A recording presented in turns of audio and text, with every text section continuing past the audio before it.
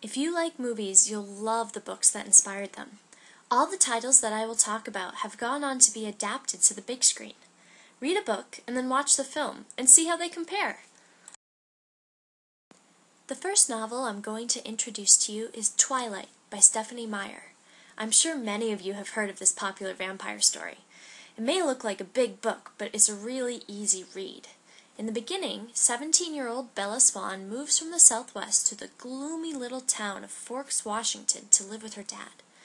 Moving to a new place is tough. She has to leave behind everything that she loves in Phoenix, her home, her mom, the city, the sun.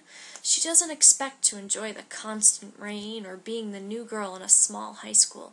But things change when the mysterious and handsome Edward Cullen saves her life. She doesn't understand how someone could have been fast enough or strong enough to wrench her away from the oncoming car. It should have killed her, but somehow Edward was there, pushing the vehicle away and pulling her to safety. Is he Superman or something more sinister? Bella is determined to uncover Edward's big secret and ends up falling in love in the process.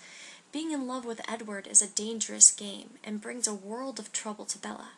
He may be a vegetarian vampire, someone who sucks the blood of animals instead of humans, but that doesn't mean he doesn't hunger for a bite of Bella. You'll have to read Twilight to find out how a human and a vampire risk their lives in order to keep their romance alive. If you like Twilight, Stephenie Meyer has written 3 sequels that are sure to satisfy. After you're done with the books, check out the films. You'll be surprised by how very different they actually are. If you like the vampire element of Twilight, you might also enjoy the fantastical beasts featured in Ella Enchanted by Gail Carson Levine. In this unique take on the story of Cinderella, the main character is cursed at birth with the gift of obedience. This means that Ella must do everything that is commanded of her, whether that involves completing chores, stepping into a boiling pot to be cooked as a treat for ogres, or killing the prince. Imagine not being able to say no when somebody tells you to do something. Ella wouldn't even be able to escape to play with friends if her parents told her to clean her room. She becomes nauseous if she tries to delay her action for even a second. When 15-year-old Ella's beloved mother dies, it becomes much more difficult for her to keep her curse a secret from those who might abuse its power, especially when her father gets involved with the awful Dame Olga and her 2 disgusting daughters, Hattie and Olive. All they care about is money and their own comfort, and Ella is helpless to disobey their commands, even when their demands start to hurt not just herself, but her true friends as well. Ella goes on many an adventure throughout the magical kingdom, but is never able to find a fairy willing to reverse her curse. Her only relief is her friendship with Prince Char and the resident cook and personal fairy godmother Mandy. Check out Ella Enchanted to discover if this twisted fairy tale ends happily ever after all. It's hard to imagine there being a happy ending for Brian Robeson, the main character in Gary Paulson's Hatchet. Brian's parents have recently divorced, and he is on his way to visit his father when all of a sudden, things take a turn for the worse. The pilot of the plane starts farting. A lot.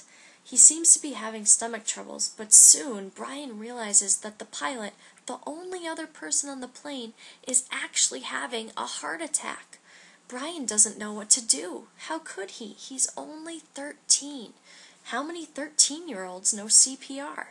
The pilot, a man Brian barely knows but depends on for his safe passage to Canada, struggles for a few minutes as his chest explodes, and then he's gone. And Brian is all alone in the middle of the empty sky in a plane he doesn't know how to control. Brian's mind races a mile a minute trying to figure out how to escape the situation. He pokes the pilot, wishing desperately that he's just asleep. He tries the radio, but the man on the other end can't seem to understand him.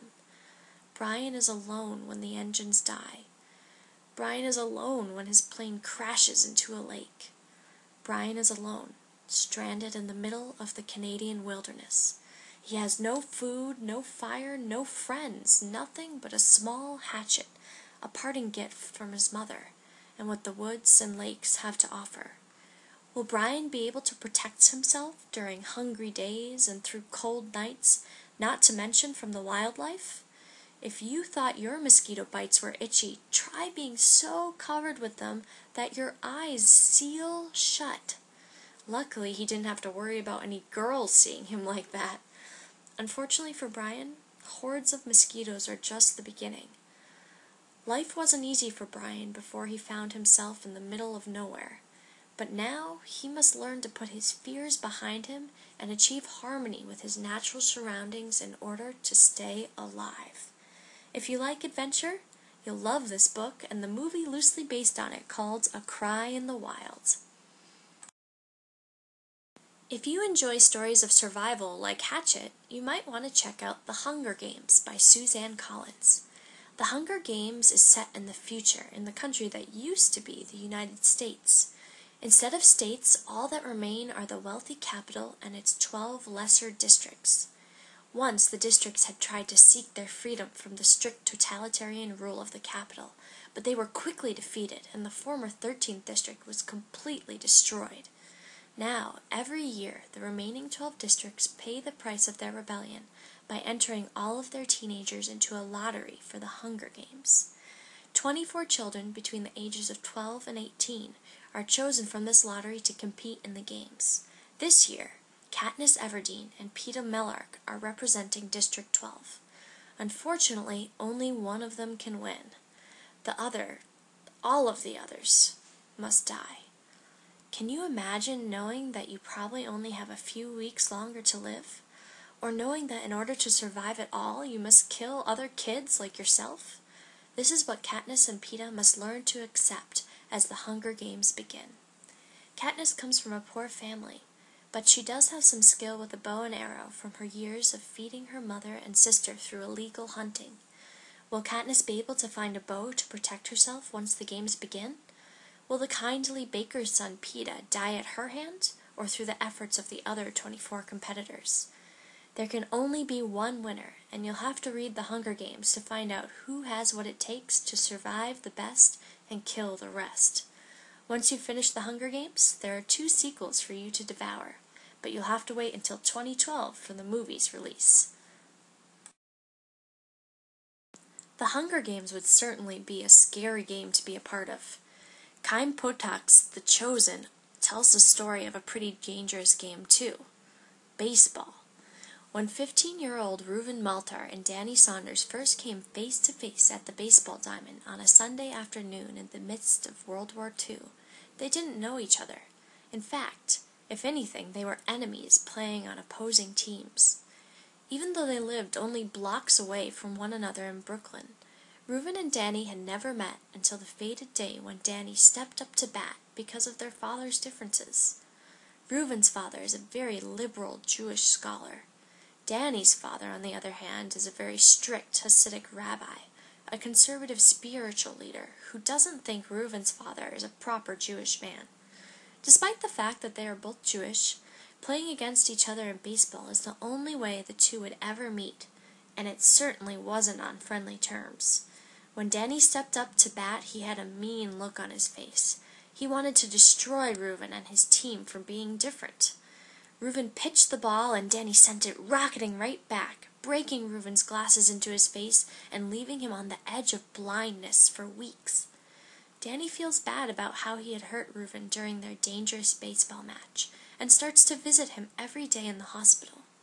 The boys soon form a strong bond, but will their fathers allow them to be friends despite their different philosophies? If you've ever felt like your parents have too many rules, this book is for you. Biff Loman's parents don't have many rules at all in the play Death of a Salesman by Arthur Miller. Biff is a teenager with big dreams, his father's big dreams.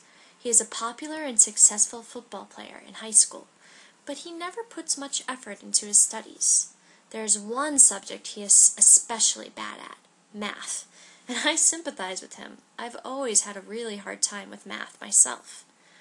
Even though his neighbor Bernard tries to help him with classes, Biff is never really motivated. His father ignores his poor study habits and makes Biff believe that he is going to make it big in life and be just as successful, if not more successful, than he is. Unfortunately, Biff's dad, Willie, is lying, both to Biff and to himself. Willie hasn't made it big at all. He's a salesman, and not a very good one. He is barely able to make enough money to provide for his family without the help of their neighbor Charlie. When Biff fails at math and visits his father on a sales trip to tell him the bad news, Biff discovers the true nature of his father and learns that his dreams are not based in reality. Biff decides to leave home and figure out life for himself. No big dreams, just hard work. It's up to his younger brother Happy, who has always been ignored by Willie, to live up to his father's delusions. Will Biff and his father ever understand each other? Will Happy find the success of his father's dreams? Will Willie be able to handle the pressure of his lies? To find out, read the drama Death of a Salesman, and, because plays are always meant to be seen, check out the movie too.